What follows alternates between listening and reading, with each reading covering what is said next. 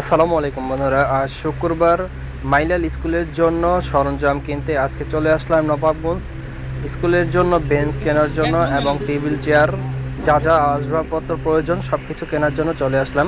তো এগুলো সব কিনে চলে আসলাম মাইলাল স্কুলের সামনে। তো দেখতেই পাচ্ছেন অনেকগুলো বেঞ্চ এবং টেবিল চেয়ার যা যা লাগে সব কিছু কিনে নিয়ে আসা হয়েছে। তো গ্রামে যে সাধারণ মানুষ আছে আশেপাশে তারাই এই বেঞ্চগুলো বহন করতেছে, তারা নিজ দায়িত্বে এই কাজগুলো করতেছে।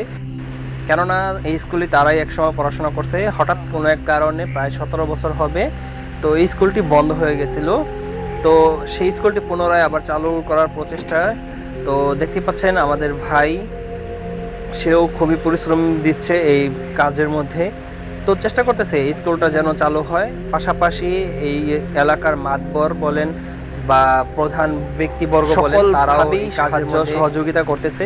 পাশাপাশি আমরা যতটুকু সম্ভব ততটুকু করার চেষ্টা করতেছি। তো নিয়ে আসলাম সব বেঞ্চগুলো, দেখতে পাচ্ছেন। তো বেঞ্চগুলো আনার পর এখন হাতে হাতে সব বেঞ্চগুলো স্কুলের ভিতরে যাচ্ছে। তো এগুলো স্কুলের ভিতরে যাওয়ার পরে সুন্দর করে সাজিয়ে রাখা হবে। দেখতে পাচ্ছেন গ্রামে মানুষগুলো কতটা পরিশ্রমী, তারা নিজ দায়িত্বে এই কাজটি করতেছে। তো স্কুলটা অনেক বছর ধরে বন্ধ থাকার কারণে স্কুলটা পুরানো হয়ে গেছে। দেখতে পাচ্ছেন টিন বা আসবাবপত্রগুলো খুবই পুরানো হয়ে গেছে। তো আস্তে আস্তে আমরা সব কিছুই নতুন করার চেষ্টা করব ইনশাআল্লাহ।